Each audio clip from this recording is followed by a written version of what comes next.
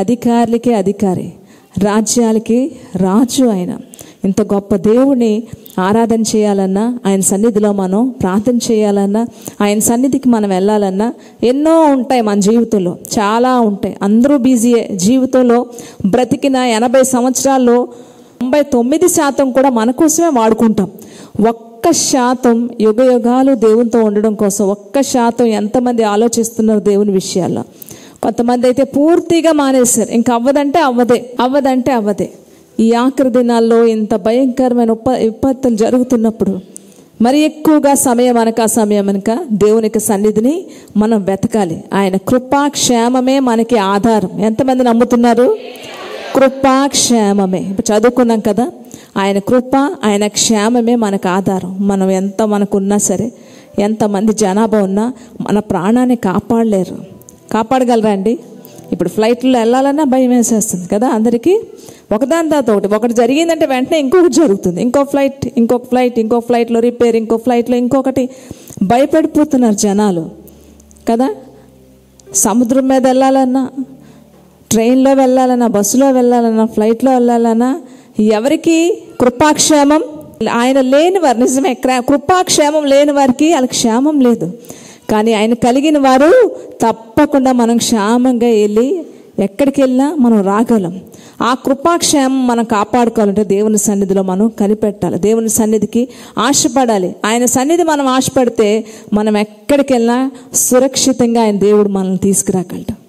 ఎంత డబ్బు, ఎంత బంగారం బయటపడుతుంది. ఆ ఫ్లైట్లో కాలిపోయిన వాళ్ళందరూ బూడిదైపోయారు. పసిపిల్లలు అయితే బొగ్గులాగా అయిపోయారు. ఎంత విచారం. ఒక్కొక్కరిని చూస్తే చాలా బాధ అనిపిస్తుంది. వాళ్ళు అనుకోలేదు లండన్ వెళ్ళిపోతాం అనుకున్నారు. అక్కడి నుంచి కదా వెళ్ళిపోయి శాశ్వతంగా భర్తతో హ్యాపీగా నేను ఉంటాను అనుకున్నారు కొంతమంది. పిల్లలతో ఏకంగా చక్కగా మా ఫ్యామిలీ హ్యాపీగా పిల్లల్ని అక్కడ చదివించుకొని చక్కగా మేము జీవించవచ్చు అనుకునే వాళ్ళ కలలు గాలిలోనే కలిసిపోయి. కానీ మనమైతే ఎవరిని ఎందుకు విశ్వాసం ఉంచావో, ఏ దేవుడు నిన్ను కాపాడుతున్నాడో ఆ దేవుని కొరకు నువ్వేం చేస్తున్నావు అనేది ఆలోచించాలి. కృపాక్షేమమే మన వెంట వస్తుంది. యుగ యుగాలు ఆయన సన్నిధిలో నివసించాలి. ఆయన సన్నిధి భాగ్యాన్ని కోరుకుంటే నువ్వు ఎక్కడికి వెళ్ళినా సురక్షితంగా రాగలవు. కనుక జ్ఞాపకం చేసుకొని ఆరాధనలకు వెళ్దాం. ప్రతి ఒక్కరు కూడా, క్వైర్ కూడా వస్తారు. కృపాక్షేమము నీ శాశ్వత జీవం, నా జీవిత కాలమంతయు నువ్వు దయచేయాలయ్యా. ఆత్మతో ఆరాధన చేద్దాం ప్రతి ఒక్కరు కూడా, ఆత్మపూర్ణలే ఆరాధన చేద్దాం ప్రతి ఒక్కరు కూడా. ప్రభా, నీ కృపాక్షేమమే నాకు కావాలి తండ్రి అని సిగ్గుపడకుండా దయచేసి ఆత్మపూర్ణలే కన్నీటితో కూడా ఆరాధన చేయాలి. అన్ని విధాలా కూడా మీ హృదయాన్ని ఆయనకు అర్పిస్తూ ఆత్మపూర్ణలే మా వెనకాతలు పాడుతూ ఆరాధన చేద్దాం.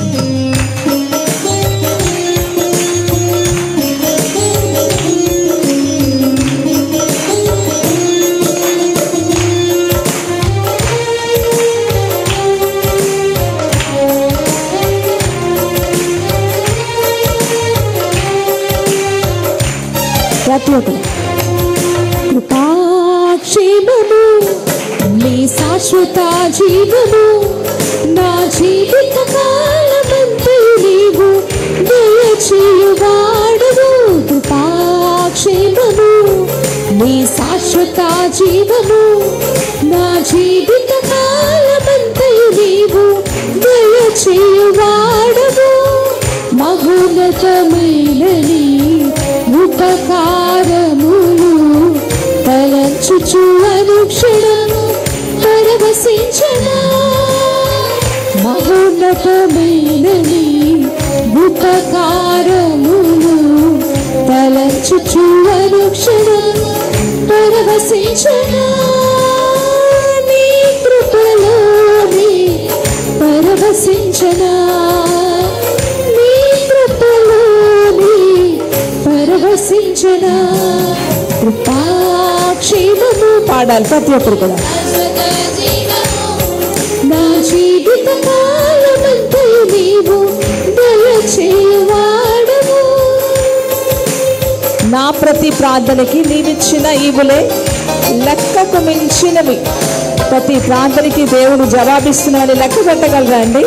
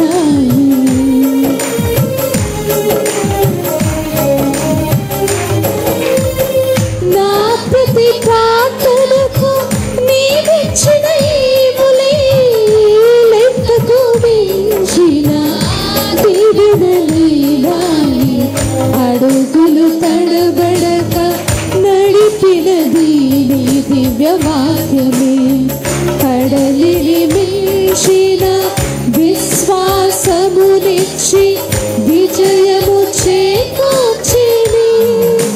నీ వాక్యమే మకరందమే బలపరిచెను నన్ను. స్తుతి పాత్రుడా చెప్పాలి మా వెనక ప్రతి ఒక్కరు కూడా నన్ను బలపరిచిందయ్యా నా యేసయ్యా. ఆరాధన నీకే, ఆరాధన నీకే.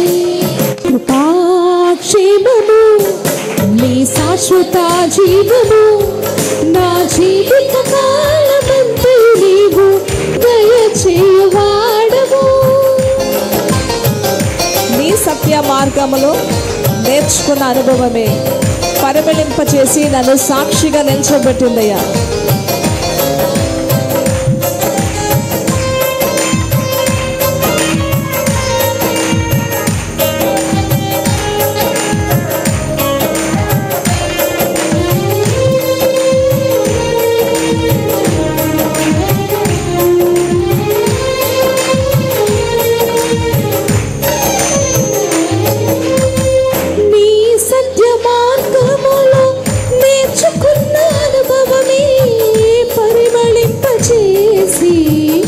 సాక్షిగా నిలిపాయి.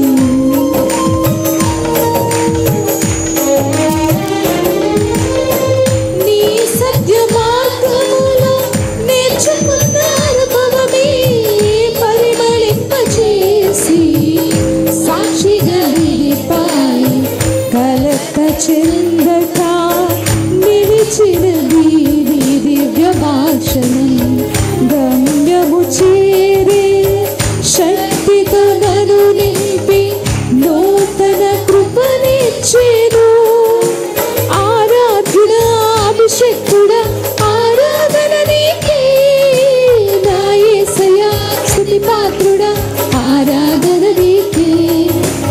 ఆరాధ్యుడా అభిషేకుడా ఆరాధన నీకే నా యేసయ్యా. స్తుతి పాత్రుడా ఆరాధన నీకే, ఆరాధన నీకే. కృపాక్షేమము నీ శాశ్వత జీవము నా జీవిత కాలమంతయు నీవు దయచేయువాడవు.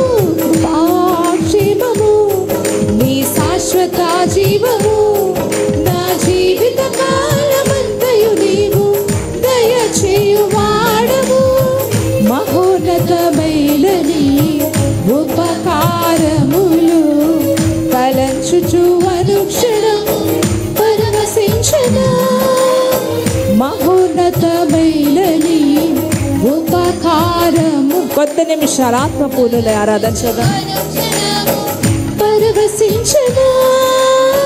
నీ కృపలోని పరవశించనా. నీ కృపలోని పరవశించనా. కృపాక్షేమము నీ శాశ్వత జీవము నా జీవిత కాలమంతయు నీవు దయచేయువాడవు. కృపాక్షేమము నీ శాశ్వత జీవము నా జీవిత కాలమంతయు నీవు దయచేయువాడవు. మహోన్నతమైనని ఉపకారములు తలంచుచు అనుక్షణం పరవశించనా. మహోన్నతమైనని హల్లెలూయా. పరవశించనా. నీ కృపలోని పరవశించనా. నీ కృపలోని పరవశించనా. నీ కృపలోని పరవశించనా. నీ కృపలోని పరవశించనా. మహోన్నతమైనని ఉపకారములు తలంచుచు అనుక్షణం పరవశించనా. నీ కృపలోని పరవశించనా. నీ కృపలోని పరవశించనా. నీ కృపలోని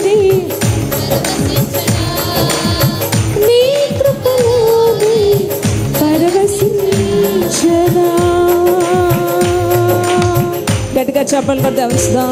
హల్లెలూయా, హల్లెలూయా, హల్లెలూయా. ఎక్కడి నుంచి వస్తుంది కాపుదల? ఎవరు కాపాడగలరు? ఎవరు కాపాడగలరు? మనిషి జీవితంలో భయం, భయం, భయం, భయం. ఎక్కడికి వెళ్ళినా భయం. భయంతో నింపబడిన లోకం, భయంతో నింపబడిన మనిషి. ఎవరు మనకి ధైర్యాన్ని ఇస్తారు? మన ఒంటరి జీవితాల్లో ఎవరు మనకి ధైర్యాన్ని ఇస్తారు? ఎవరు మనకి ధైర్యాన్ని ఇస్తారు? ఏ దేవుడు మనకి ధైర్యాన్ని ఇవ్వాలి? ఏ దేవుడు మనల్ని కాపాడాలి? మనిషికి ఎప్పుడు భయం వస్తుంది? ఎప్పుడు భయం వస్తుంది? ఆరోగ్యం, ఐశ్వర్యం, అంతస్తు, అందం అన్నీ ఉన్నప్పుడు భయం ఉండదండి. అందరూ చుట్టూ 10 మంది ఉంటారు కదా, భయమే ఉండదు. ఆ మనిషికి ఎప్పుడు భయం వస్తుంది? ఎప్పుడు భయం వస్తుంది? ఒంటరిగా ఉండేటప్పుడు భయం వస్తుంది. అరే ఇప్పుడు ఎలాగా? ఎవరు కాపాడుతారు? ఎవరు ఆదుకుంటారు? ఎవరు చేస్తారు? ఎక్కడికి వెళ్ళాలి? ఒంటరి జీవితంలో భయం వేస్తుంది. అందుకోసము దేవుడు చెప్తున్నాడు, ఒంటరిగా ఉన్న ప్రతి ఒక్కరితో దేవుడు మాట్లాడుతున్న మాట, నీ ఒంటరి జీవితంలో ఇమ్మానుయేలుగా నేను ఉంటాను. అంటే తోడుగా. ఇమ్మానుయేలు అంటే తోడుగా. తోడు ఎప్పుడు వస్తుంది? ఒంటరి జీవితానికే తోడు. 10 మంది ఉన్న వాళ్ళకి నీ తోడు నాకెందుకు అంటారు కదా అని. మోకాళ్ళ మీదకి వెళ్దాం ప్రతి ఒక్కరు కూడా, మోకాళ్ళ మీదకి. ఈ లోకంలో అనేకమైన వేదనలు, అనేకమైన వేదనలు. అయినా ధైర్యం తెచ్చుకోండి, నేను లోకాన్ని జయించాను. ధైర్యం తెచ్చుకోండి, లోకంలో జయించాను నేను, లోకం జయించాను నేను. యేసులాగా బ్రతకాలంటే చాలా కష్టపడాలి. సాతాన్లాగా బ్రతకాలంటే చాలా సుఖం, చాలా ఈజీ, చాలా ఈజీ. అన్నీ ఇస్తాడు మనకి, తెలిసినవే కదండి, మీకు తెలియనివేమున్నాయి? నిజంగా బ్రతకాలంటే చాలా కష్టం. నిజమైన క్రైస్తవుడికి ఈ లోకం యోగ్యమైంది కాదట. క్రీస్తు యేసునందు సద్భక్తితో బ్రతకను ఉద్దేశించేవారు హింస పొందుతారు. ఎందుకండి మిమ్మల్నే అంటున్నారు? మిమ్మల్నే టార్గెట్ చేశారు ఏంటండి? మిమ్మల్నే ఎందుకు అనాలి? చాలామంది అంటుంటారు, మమ్మల్ని అంటుంటారు. ఇంకెవరు లేరా? మిమ్మల్నే ఎందుకు అంటున్నారు? మీకే ఎందుకు వచ్చింది? అయితే మీరేదో చేశారు కదండి. నెక్స్ట్ మాట, మీరేదో చేశారు, నేనేం చేశాను? కానీ ఇక్కడ వాక్యం చూసారా? క్రీస్తు యేసునందు సద్భక్తితో బ్రతకను ఉద్దేశించేవారు హింస. యేసు ప్రభు ఏం చేశారు? ఎందుకు హింస పెట్టారు? భక్తిగా బ్రతకాలంటే హింస పొందాలి. హింస. మనం చేయని దానికి కూడా మనం అవమానం పాలవ్వాలి, అన్యాయాన్ని అనుభవించాలి. కొన్నిసార్లు మనల్ని నమ్ముకోలేని పరిస్థితులు మనకే ఎదురవుతుంటాయి. మనల్ని మనమే నమ్ముకోలేని పరిస్థితులు. ఇలాంటి పరిస్థితుల్లో మన కోసం ఎవరు సాక్ష్యం చెప్తారు? ఇదే ప్రశ్న యేసు ప్రభు దగ్గరికి వచ్చింది. ఏమంటున్నారు యేసు ప్రభు? మీరెవరు నా కోసం సాక్ష్యం చెప్పరు, కానీ నన్ను పంపిన నా తండ్రే నా కోసం సాక్ష్యం చెప్తారు. నేను ఎలాంటి వ్యక్తినో, నేను తప్పు చేశానా, తప్పు చేయలేదా, నేను ఈ లోకం కోసం వచ్చానా, లోకాన్ని భక్షించడానికి వచ్చానా, లోకాన్ని రక్షించడానికి వచ్చానా, నేను నీతిమంతుడినా, నేను పాపినా, ఇవి మీరు చెప్పరు. మీరు ఎలాగా చెప్పరు నా కోసం. కానీ నన్ను నా తండ్రి పంపించారు కదా, ఆయన నా కోసం సాక్ష్యం ఇస్తారు. నేనేటో నా తండ్రికి తెలుసు. మనమేటో ఎవరికి తెలియాలి? ఎవరికి తెలియాలి? చాలామంది ఏమంటారు? నువ్వెవరు నా కోసం అనడానికి? నేనేటో మా అమ్మకు తెలుసులే, నేనేటో మా నాన్నకు తెలుసు. అంతే కదా. ఎంత ధైర్యం! ఈ లోకానుసారమైన తల్లిదండ్రుల కోసమే బిడ్డలకి ఎంత ధైర్యం. నువ్వెవరు నా కోసం చెప్పడానికి? మా అమ్మకు తెలుసులే నేనేంటో, మా నాన్నకి తెలుసులే నేనేంటో. ఇదే యేసు ప్రభు చెప్తున్నారు. నా తండ్రి నా కోసం సాక్ష్యం ఇవ్వాలి, నా తండ్రి నా కోసం సాక్ష్యం ఇవ్వాలి. ఈ లోకంలో దేని విషయంలో మనకి తృప్తి అనేది ఉండదండి. మనిషికి తృప్తి అనేది దేని మీద ఉండదట. ఎన్ని ఉన్నా తృప్తి ఉండదు. ఒక వ్యక్తి దేవుణ్ణి కలిగి ఉంటే మాత్రమే తృప్తిగా ఉండగలడు. హల్లెలూయా. జీవితం అనే ఒక నదిలో 2 కన్నీటి చుక్కలు కలుసుకున్నాయట. పరస్పరం మాట్లాడుకుంటున్నాయి 2 కన్నీటి చుక్కలు. నువ్వెవరు అని ఒక కన్నీటి చుక్క అడిగిందంట. నేను ఒక అబ్బాయిని ప్రేమించి పెళ్లి చేసుకుందామని చేసుకోలేకపోయినా ఒక అమ్మాయి యొక్క కన్నీటి చుక్కనే అన్నదట. మరి నువ్వెవరు? అదే అబ్బాయిని పెళ్లి చేసుకున్న అమ్మాయి యొక్క కన్నీటి చుక్కనే అన్నదట. తృప్తి ఉందా అండి? ప్రేమించిన అమ్మాయికి తృప్తి లేదు, పెళ్లి చేసుకున్న అమ్మాయికి తృప్తి లేదు. ఎంత డబ్బు ఉన్నా తృప్తి ఉండదు. సరిపోదంటాడా మనిషి? 5,000 కోట్లు ఉన్నాయండి. ఈ 1 కోటి రూపాయలు వదిలేయచ్చు కదా, వదిలేస్తాడా? 5,000 కోట్లు, 10,000 కోట్లు అనుకుందాం. 10,000 కోట్లు ఆస్తి ఉంది. ఈ 1 కోటి రూపాయలు వదిలేయండి సార్ అంటే వదిలేస్తాడండి? ఎందుకు వదలాలి? ఎందుకు వదలాలి? పైసా వదలను. ఏదైనా సరే తృప్తి ఉండదు మనిషికి. కానీ ఒక వ్యక్తి దేవుని పాదాలు పట్టుకుంటేనే అమ్మయ్య చాలు, తృప్తి తృప్తి. సొలొమోన్ మహారాజు బోల్డ్ సంపాదించాడు. ఆఖరిలో మనకొక పద్యం రాసి పెట్టాడు. ఎక్కువ వద్దు తక్కువ వద్దు ప్రభా. ఏమంటున్నాడు? ఎక్కువ వద్దట తక్కువ వద్దట. సంపాదించాల్సింది సంపాదించాడు, ఎంజాయ్ చేయాల్సింది ఎంజాయ్ చేసాడు. మనకు రాస్తున్నాడు ఆఖరికి. మన దగ్గరికి వచ్చేటప్పటికి ఎన్ని రిస్ట్రిక్షన్స్. ఎక్కువ వద్దు తక్కువ వద్దట మనకి. ఈయన మాత్రం అన్నీ సంపాదించాడు, అన్నీ ఎంజాయ్ చేసాడు. మన దగ్గరికి వచ్చినప్పుడు చెప్తున్నాడు ఎక్కువ ఇవ్వద్దు తక్కువ ఇవ్వద్దు. మనకొక సూచన. తృప్తి లేదు జీవితంలో, తృప్తి లేదు. దేశాలు తిరుగుతూనే ఉంటారు, తృప్తి లేదు. ఎంత సంపాదించినా తృప్తి లేదు, ఎంత వండుకొని తిన్నా తృప్తి లేదు, ఎంత మంది చుట్టూ ఉన్నా తృప్తి లేదు. తగినంత ఇవ్వు, సరిపోయినంత ఇవ్వు అంటున్నాడు. ఈయన చాలా పెద్ద మహారాజు అండి. రాజ్యాలన్నీ ఈయనవే. ఈయనేంటి ఇలా చెప్తున్నాడు? సరిపోయినంత ఇవ్వు. ఎందుకంటే చాలా జీవితంలో నష్టపోయాడు.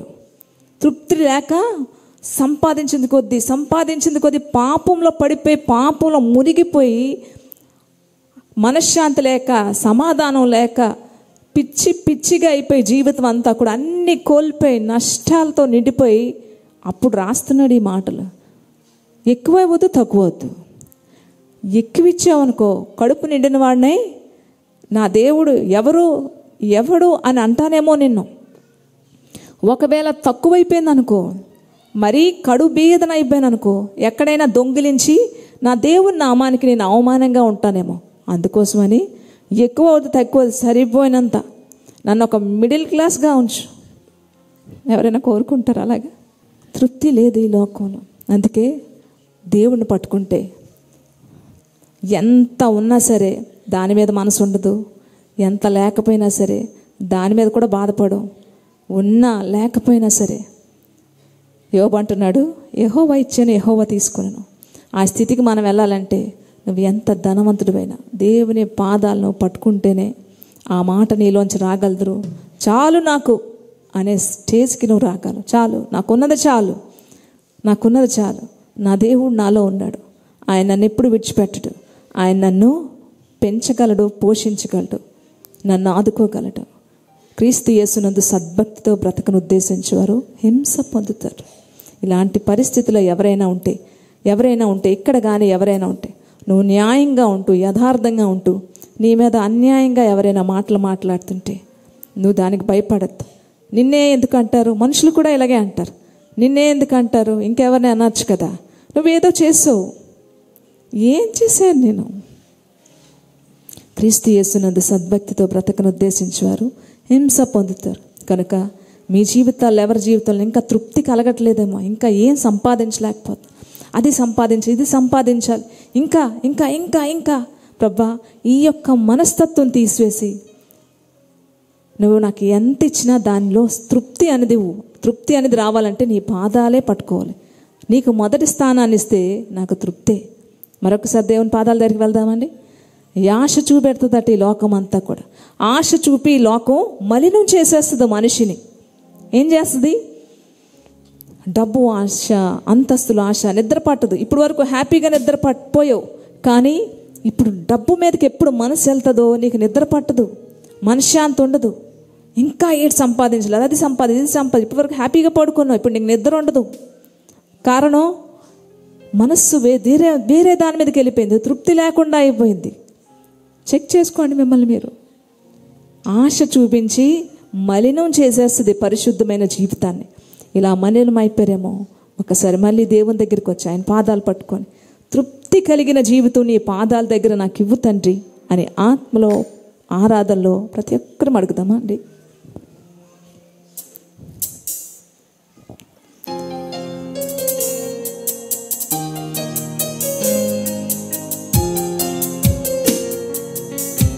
ప్రతి మాటని ఆలోచించండి.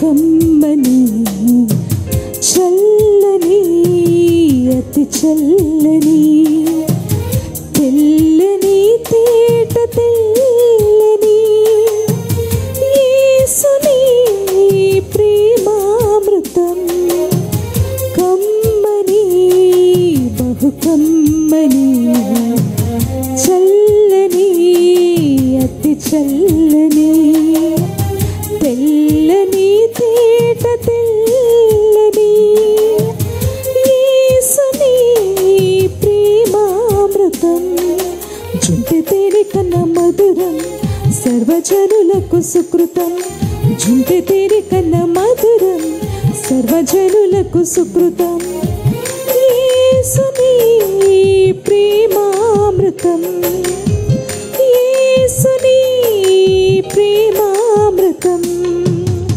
కమ్మని బహు కమ్మని చల్లని అతి చల్లని తెల్లని తేట తెల్లని యేసుని ప్రేమామృతం. ఆశ చూపేన ఈ లోకం,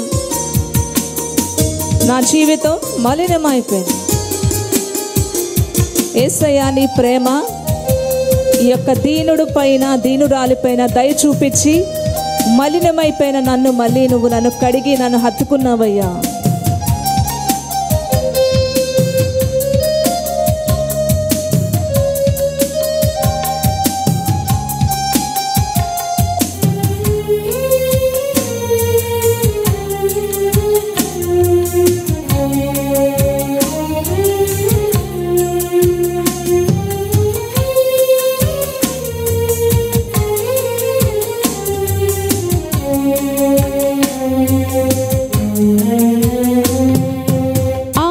చూపెను ఈ లోకం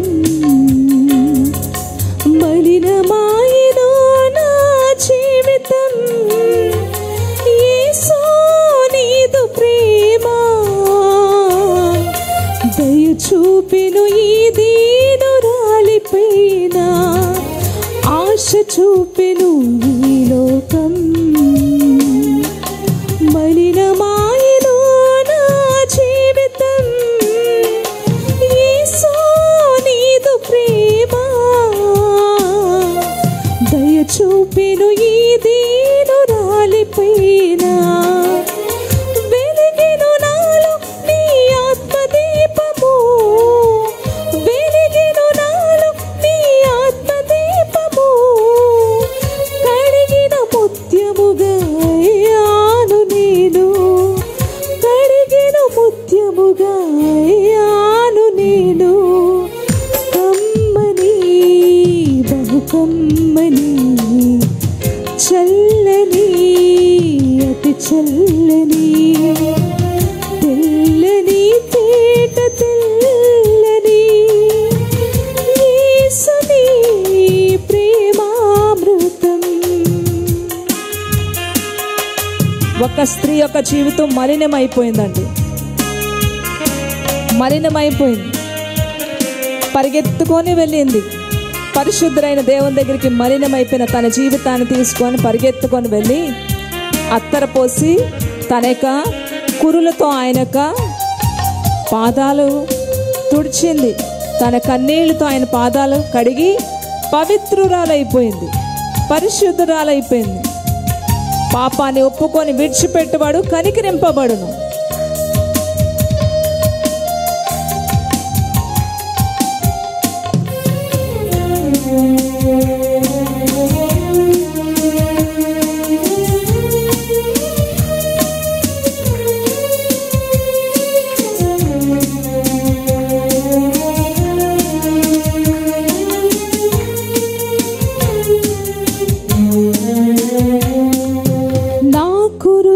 పరిమళంబులతో చేసేదా నీదు పాద సేవా,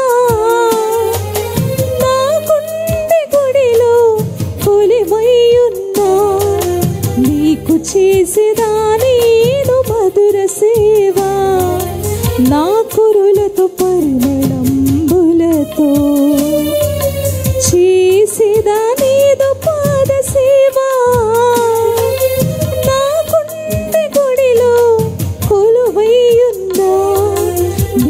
చేసేదా నేను మధుర సేవా. ఆరాధింతును నిన్ను అనుదినము, ఆరాధింతును నిన్ను అనుదినము, జీవింతును నీకై అనుక్షణము, జీవింతును నీకై.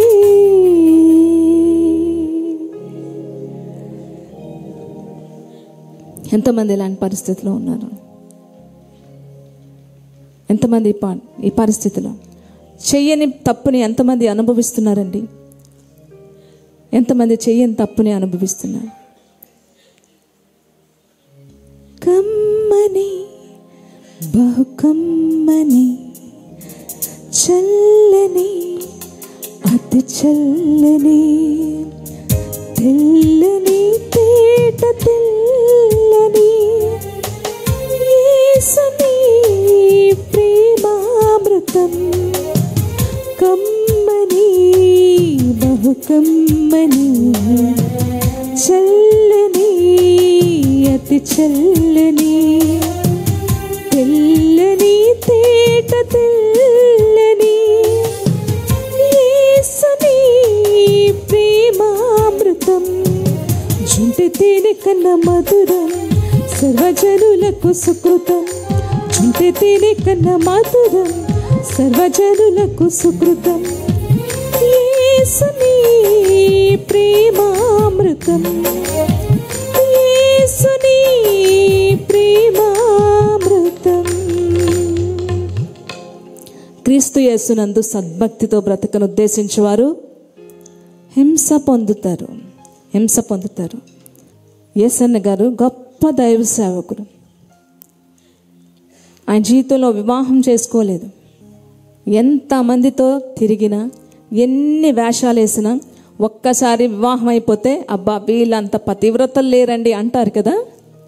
కానీ మన జీవితాన్ని మనం కాపాడుకుంటూ, మన యొక్క బ్రతుకును మనం కాపాడుకుంటూ, దేవుల్లో భక్తితో మనం ఉంటే బోల్డ్ మాటలు అంటదండి లోకం. అనేక మంది ఆయన దగ్గరికి వచ్చి ప్రార్థన చేసుకొని వెళ్ళేవారట. ఒకసారి ఆయన గదిలో ఎక్కడైతే పడుకుంటారో అక్కడ ఎవరో వెళ్ళి ప్రార్థన చేసుకుందాం అని వెళ్తే ఆ చాప మీద ఏం కనబడ్డాయట? మల్లెపూలు కనబడ్డాయట అండి.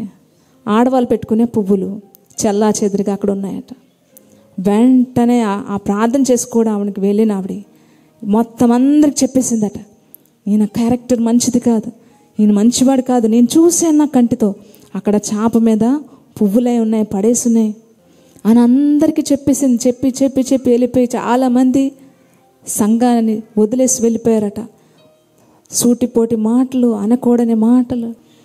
ఆఖరికి ఆయన చెవు దగ్గరికి వచ్చింది ఆ మాట, ఆయన చెవు దగ్గరికి వచ్చింది ఆ మాట. అయితే ఆయన కన్నీటితో ప్రార్థన చేశారట, ప్రభా నేనేంటి, నా జీవితం ఏంటి, నేను ఎలా బ్రతుకుతున్నానో నీకు తెలుసు, దీన్ని నిరూపించాల్సిన వ్యక్తి నువ్వే. ఆఖరికి అందరూ కూడా నిలదీసి ఆయన నువ్విలాగా అలాగా అని అన్నాక కొద్ది రోజులు పోయాక ఏం జరిగింది అనుకుంటుంటే ఆ చెప్పిన ఆమెకి తెలిసిందండి ఒక విషయం. ఒక ఆమె లెగిసి నిల్చొని చెప్పిందట, ఆ మహాభక్తుడి మీద వచ్చిన ఆ నింద అంత అబద్ధం. నేను చంటి పిల్లకి పాలు పెట్టడానికి ఎక్కడ చూసినా వెళ్తే ఎక్కడ కూడా ప్లేస్ లేక ఆ రూమ్ ఖాళీగా ఉందని అక్కడ పాలు పెట్టడానికి వెళ్ళాను. అలాంటప్పుడు నా తల్లో ఉన్న మల్లెపూలు మా పాప ఆడుతూ ఆడుతూ ఇలా లాగి కింద పడేసింది. అలా చిదిరిపోయి అన్నీ కూడా అలాగైపోయి ఆ పాలు పసిపిల్లకి పెట్టి ఆ రూమ్లోంచి నేను ఎక్కడ ప్లేస్ లేక పెట్టి బయటకు వచ్చాను. ఆ పువ్వులు ఆ రోజు పడిపోయాను నావే. ఆ మహాభక్తుడి మీద వచ్చిన నింద అబద్ధం అని చెప్పేటప్పటికి వెక్కి వెక్కి ఏడ్చిందంట. ఎవరైతే చెప్పింది మొత్తం అందరికి చాటేసి చెప్పేశారు. ఆయన దగ్గరికి వెళ్ళి క్షమాపణ అండి, క్షమించండి క్షమించండి. ఎంత సింపుల్, క్షమించవండు, క్షమించండి క్షమించండి అంటే ఒక పెద్ద తట్ట నిండా ఒక పేపర్ తెమ్మని చెప్పి ముక్కలన్నీ చింపేసి వెళ్ళి మొత్తం అన్నీ ఇసిరేసిరా అన్నారట. అన్నీ ఇసిరేసిందట. ఎక్కడెక్కడ ఇసిరేసావో అవన్నీ ఏరుకొనిరా అంటే అవి ఎక్కడికి ఎటు ఎగిరిపోయో ఆ పేపర్లు నాకేం తెలుస్తుంది, ఇప్పుడు ఎలా తీసుకొస్తాను? ఇదే పని ఇప్పుడు నువ్వు చేసావు. ఎగరగొట్టడం ఈజే కానీ ఆ ఎగిరిపోయినవన్నీ కూడా ఆ మాటలన్నీ తిరిగి తేగలవా నువ్వు? అందుకే క్రీస్తు యేసునందు సద్భక్తితో బ్రతకను ఉద్దేశించేవారు హింస పొందుతారు. ఎవరైతే సద్భక్తితో బ్రతకను ఉద్దేశించాలనుకున్నారో తప్పకుండా హింస పొందుతారు. కానీ ధైర్యం తెచ్చుకో, నేను లోకాన్ని జయించానని చెప్పిన గొప్ప మాట మన కోసమే. గట్టిగా చెప్పలు కొద్ది గమనిస్తామండి. సమస్త మహిమ ఘనత ప్రభావం ఆయనకే చెల్లును గాక. కమ్మని బహు కమ్మని చల్లని అతి చల్లని తెల్లని తేట తెల్లని యేసుని ప్రేమామృతం కమ్మని బహు కమ్మని చల్లని అతి చల్లని తెల్లని తేట తెల్లని యేసుని ప్రేమామృతం జుంటె తేనె కన్న మధురం సర్వజనులకు సుకృతం జుంటె తేనె కన్న మధురం సర్వజనులకు సుకృతం యేసుని ప్రేమామృతం యేసుని ప్రేమామృతం. హల్లెలూయా. క్రీస్తు యేసునందు సద్భక్తితో బ్రతకాలంటే హింస పొందాలి. క్రీస్తు యేసునందు సద్భక్తితో బ్రతకను ఉద్దేశించేవారు హింస పొందుతారు. ఈరోజు ఇలాంటివన్నీ కూడా మేము నిజముగా ఉండి ఎదుర్కొంటున్నాం కాబట్టి ఈరోజు దేవుడు సర్వశక్తిమంతుడే ఇమ్మానుయేలుగా ఉండి మా పక్షాన మమ్మల్ని కంటికి రెప్పలాగా కాపాడుతున్నాడు. హల్లెలూయా హల్లెలూయా. కనుక మన మీద ఎన్నో వస్తాయి. మనం ఇంకా నిల్చోవాలి దేవుని కొరకు. మనం ఏంటంటే అలవాటు చేసేసుకోవాలి.